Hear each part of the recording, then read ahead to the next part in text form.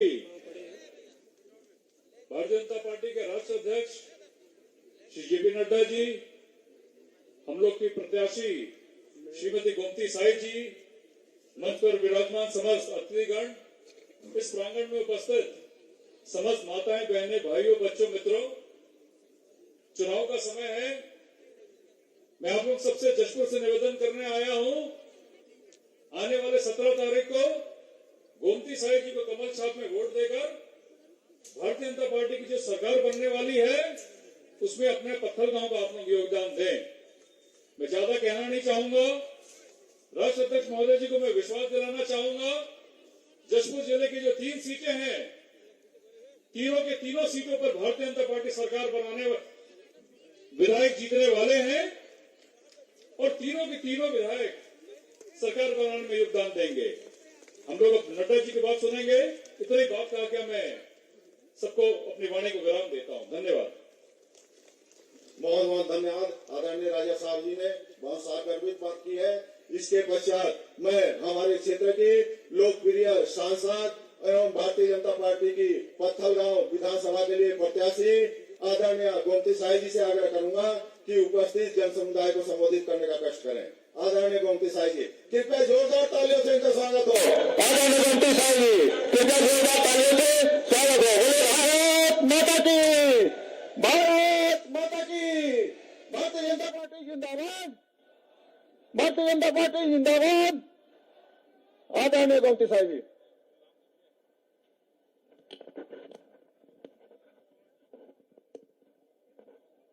Bharatiya Janata party जिंदाबाद।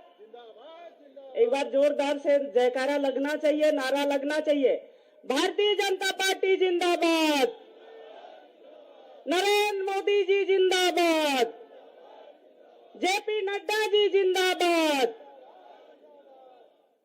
आदरणीय हम सबके भारतीय जनता पार्टी के राष्ट्रीय अध्यक्ष आदरणीय जगत प्रकाश नड्डा जी, आदरणीय राजा साहब जी और आदरणीय सभी मेरे मंच में उपस्थित आदरणीय जिला अध्यक्ष, यहाँ पर उपस्थित दूर दूर से आए हुए हमारे भारतीय जनता पार्टी के कार्यकर्ता बंधुगण और सभी भाई और बहनें यहाँ पर उपस्थित हैं। मैं इस क्षेत्र की बेटी, मैं इस क्षेत्र की जनता से निवेदन करने आई हूँ, निवेदन करती हूँ कि इस बेटी को आप लोगों का आशीर्वाद मिलते आया है और अभी भी मिले, ऐसा मेरा आप लोगों से निवेदन है। जिस तरह से कांग्रेसी कह रहे हैं कि ये बाहरी कैंडिडेट है, लेकिन मैं आप लोगों को विश्वास दिलाती हूं, आप लोग सब जानते हैं कि मैं इस क्षेत्र की बेटी हूं और जिस तरह से इस क्षेत्र की बेटी के प्रति कांग्रेसियों ने दुर्व्यवहार कर रही है, निश्चित है मेरे मैके परिवार के लोग मुझे इस बेटी को अपनाएंगे, ऐसा मेरा विश्वास है। और जिस तरह से कांग्रेसियों ने इस बेटी के ऊपर दुर्व्यवहार कर रहा है, क्या कांग्रेसियों ने साबित कर दिया है कि बेटी के साथ ऐसे ही व्यवहार करना चाहिए। ये इससे मतलब कांग्रेसियों का यह व्यवहार साबित करता है।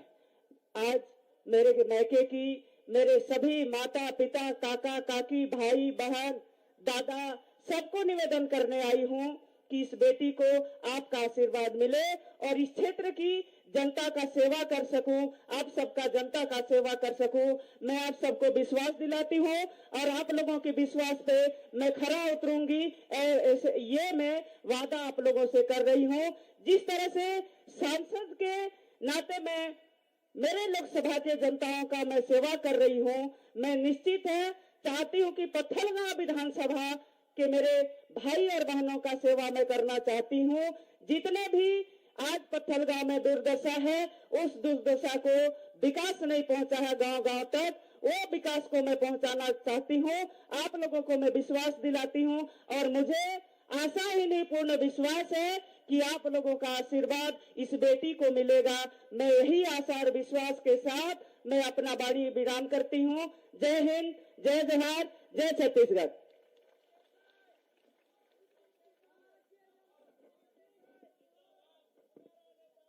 गोमती साहब जैसा हो, हमारा नेता कैसा हो, हमारा विधायक कैसा हो, हमारा विधायक कैसा हो। बहुत बहुत धन्यवाद। जैसा कि आदरणीय गोमती दीदी जी ने कहा है कि 40 सालों से यहाँ पत्थलगांव के 8 बार विधायक बन चुके हैं नेताजी। आज जो है अपनी कमियों को छुपाने के लिए हमारी इस क्षेत्र की बेटी गोमती साहब पर बहुत विभिन्न आक्षेप लगाते हैं। हम इस बार निश्चय कर लेते हैं कि गोमती साहब जी को क्षेत्र से जिताकर विधायक के रूप में विधानसभा में भेजना है। इसके पश्चात जिसके लिए आप सब लोग सुनने के लिए आतुर हैं, हमारे राष्ट्रीय अध्यक्ष आदरणीय श्री जगत प्रकाश नड्डा जी हमारे बीच में उपस्थित हैं। मैं उनसे भी आग्रह करूंगा कि उपस्थित जन समुदाय को संबोधित करने का कष्ट करें। एक बार जोरदार नारा लगाएंगे, जेपी नड्डा जिंदाबाद, जेपी नड्डा जिंदाबाद, भारत माता की, भारत माता की।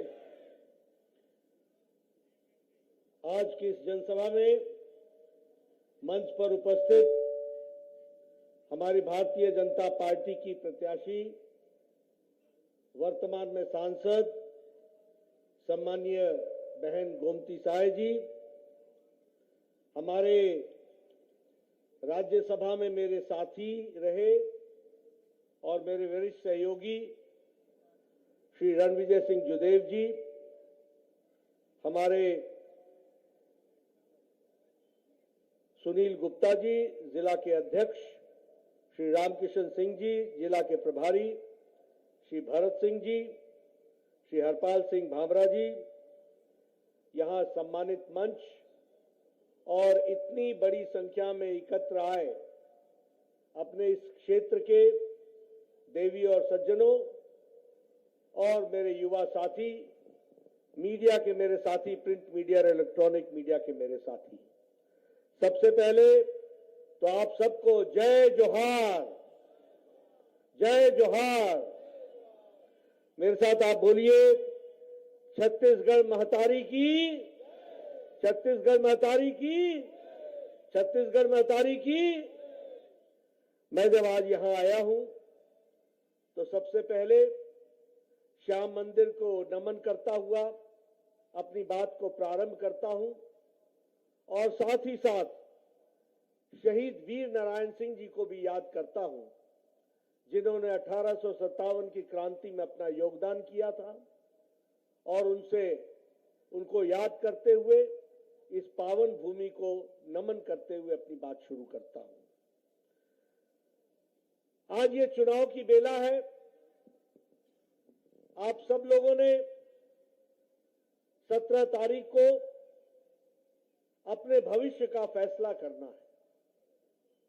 आप सब लोगों ने इस क्षेत्र का, पत्थलगांव का किस प्रकार से विकास हो सकता है, इसकी आपने चिंता, चर्चा करके आपने निर्णय लेना है। मैं एक बात आपको जरूर बताना चाहता हूं, यहां हमारे विरुद्ध में कांग्रेस पार्टी के प्रत्याशी कैंडिडेट हैं और हमारी सांसद गोमती बहन ये आपकी प्रत्याशी है। हमें यह समझना होगा और एक बात छत्तीसगढ़ के हमारे भाई बहन समझ ले कि आपका विकास तब हुआ है जब भारतीय जनता पार्टी की सरकार आई है और आपका नुकसान तब हुआ है जब कांग्रेस पार्टी की सरकार रही है। इस बात को आप समझ लीजिए। मैं यहां खुले मैदान में कांग्रेस पार्टी को और उनके प्रत्याशियों को चैलेंज करता हूं, एक भी पत्थलगांव में विकास की एक ईंट लगाई हो तो कांग्रेस पार्टी के विधायक बताएं, एक भी।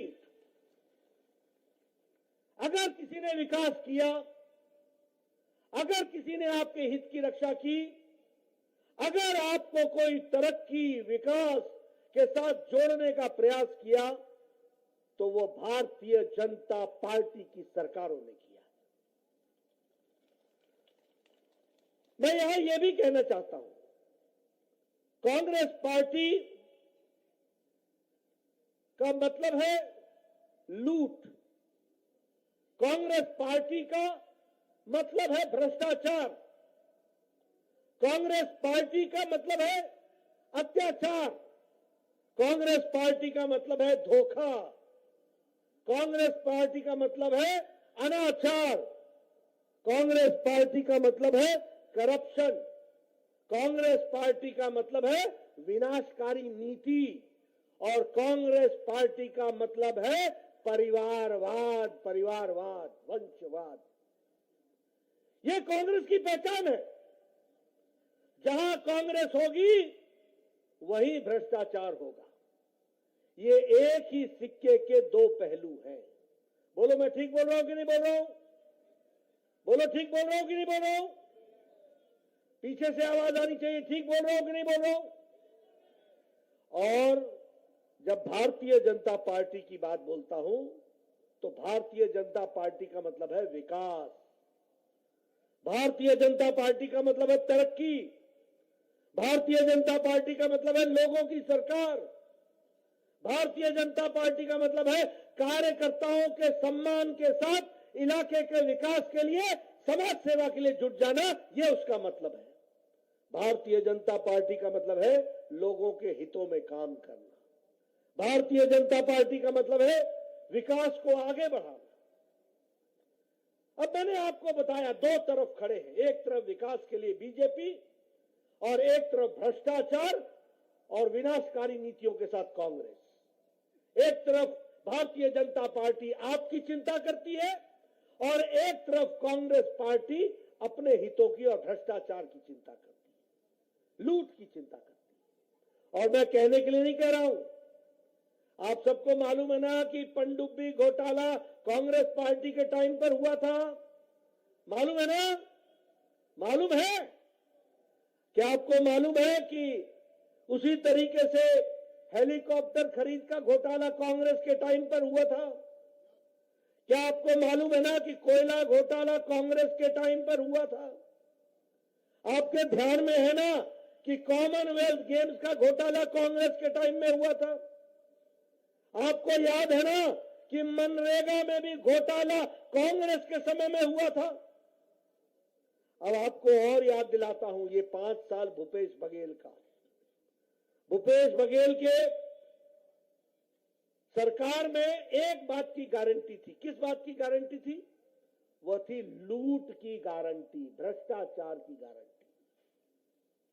भूपेश बघेल की सरकार में लूट की गारंटी थी, धोखा की गारंटी थी, भ्रष्टाचार की गारंटी थी। और कहने के लिए नहीं कह रहा हूं, आप बताइए शराब घोटाला हुआ कि नहीं हुआ? शराब घोटाला हुआ कि नहीं हुआ? मालूम है कितने का हुआ? 2161 करोड़ रुपया। छोटा काम नहीं करते, 2661 करोड़ रुपया का घोटाला। उसी तरीके से चावल घोटाला हुआ कि नहीं हुआ? चावल घोटाला हुआ कि नहीं? चावल घोटाला में 5000 करोड़ रुपए का घोटाला हुआ। उसी तरीके से कोयला घोटाला हुआ, 540 करोड़ रुपए का घोटाला हुआ। उसी तरीके से गोठान घोटाला हुआ कि नहीं हुआ? हुआ कि नहीं हुआ? मालूम है कितने का? 1300 करोड़ रुपए का। आप बताइए डीएमएफ घोटाला हुआ कि नहीं हुआ? 234 करोड़ रुपए का। टीचर्स के ट्रांसफर का घोटाला हुआ कि नहीं हुआ?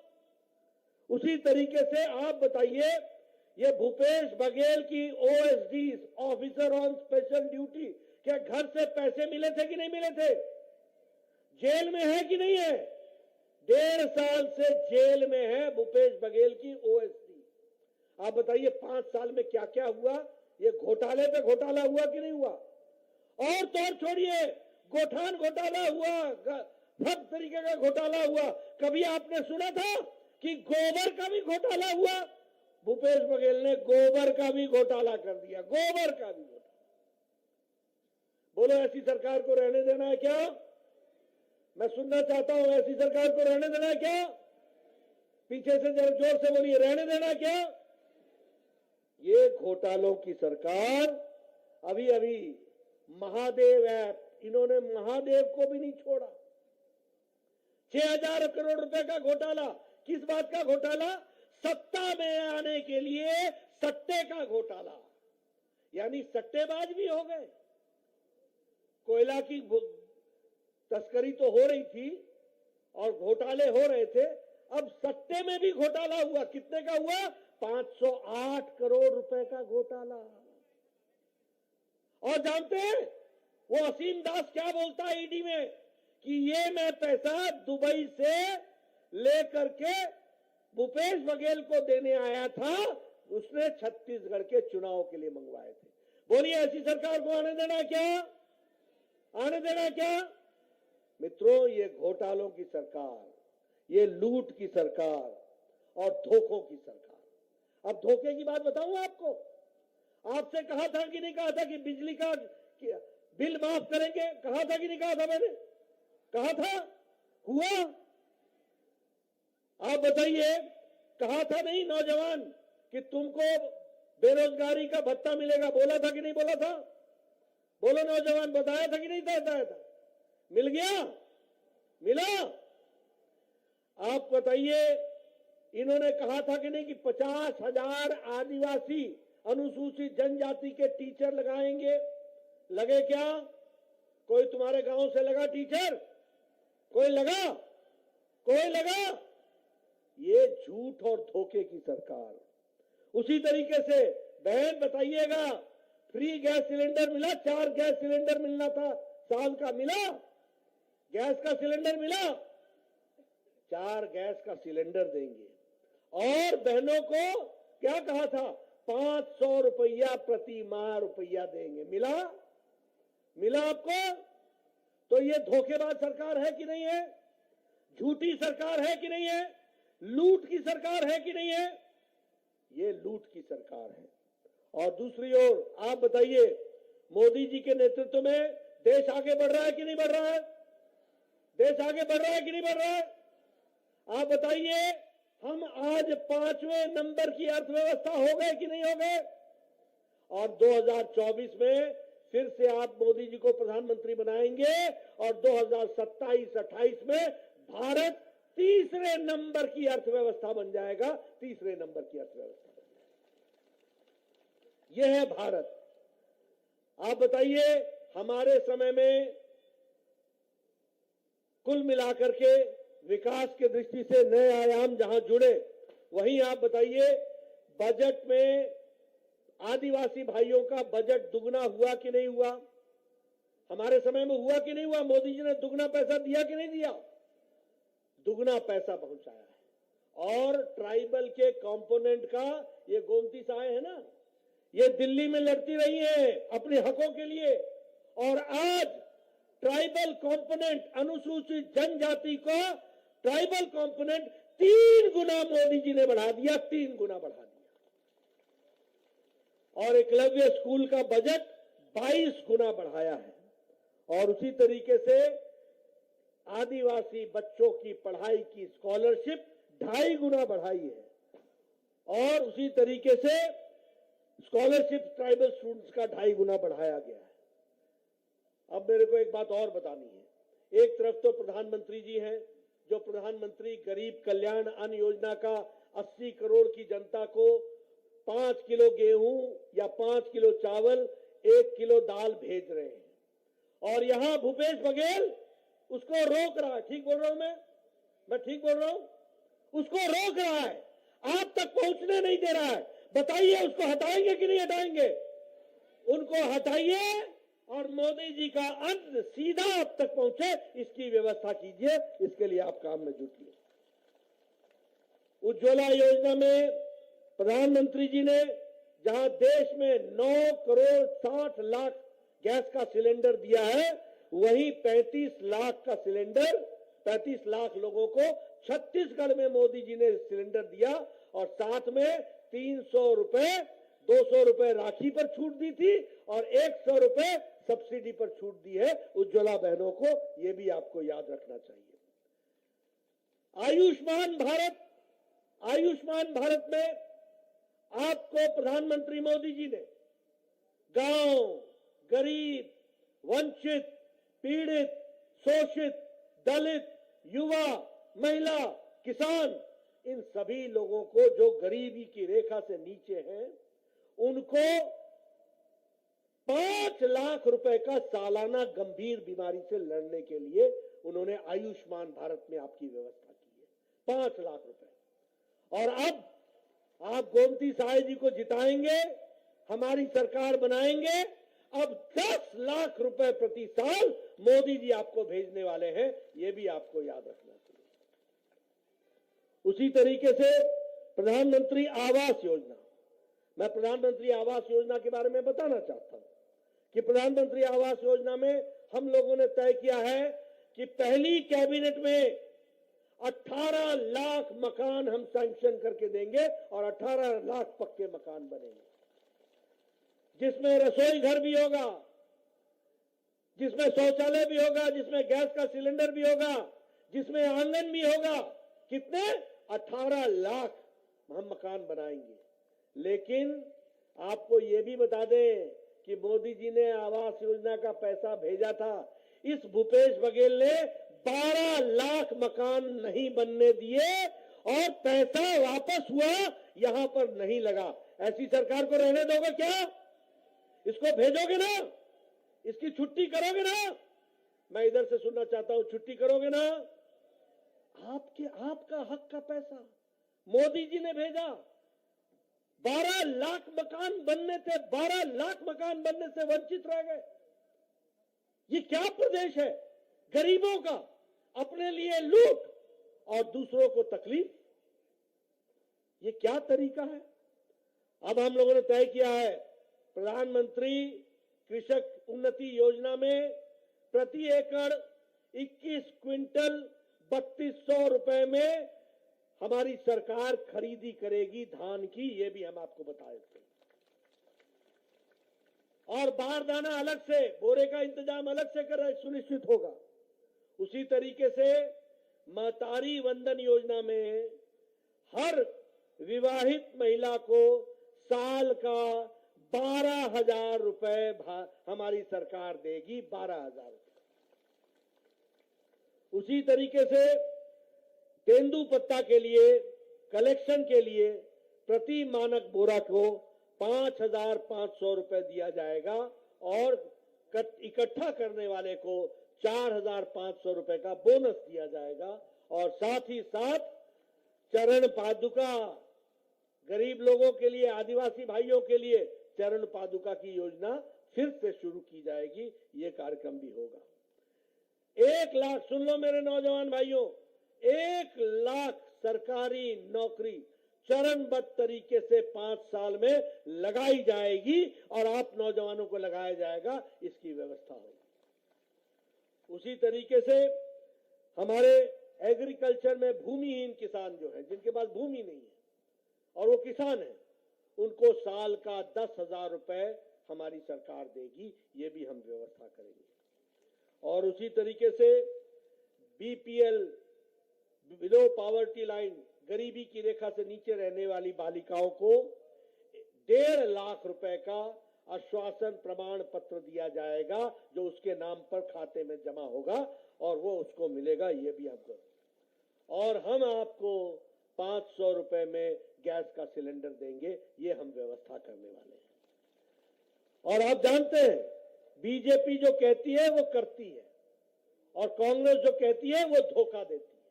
ये भी आपको समझ लेना चाहिए।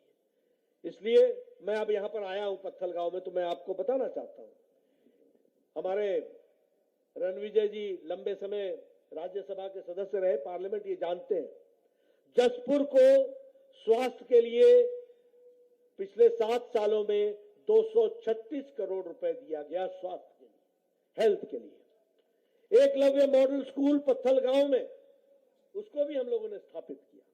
और उसी तरीके से भारत माला प्रोजेक्ट में 4 लेन रोड बना करके पत्थल गांव से शांख तक उसका काम भी किया गया, ये भी हमको ध्यान में है।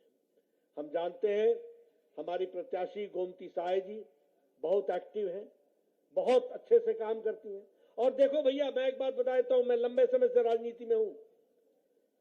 ये जो आप चर्चाएं चलाते हैं ना, बाहर का अंदर का, अरे जो अंदर का था वो 8 बार में क्या किया, और ये कौन सी बाहर की है? अरे घर है इनका, ये आपकी सेवा करेंगी। भारतीय जनता पार्टी का एक एक कार्यकर्ता सेवा करता है, इसको हमको ध्यान में रखना चाहिए।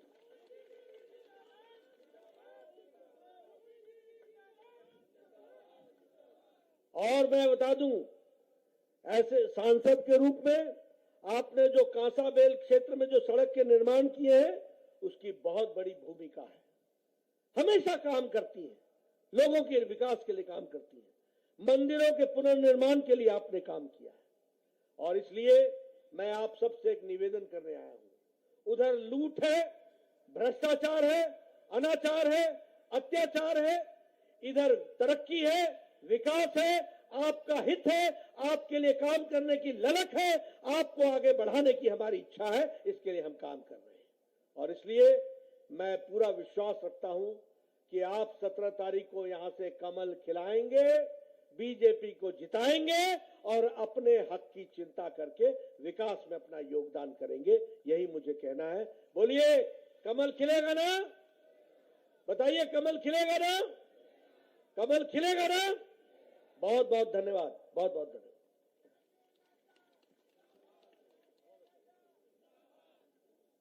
बोलो भारत माता की, भारतीय जनता पार्टी जिंदाबाद।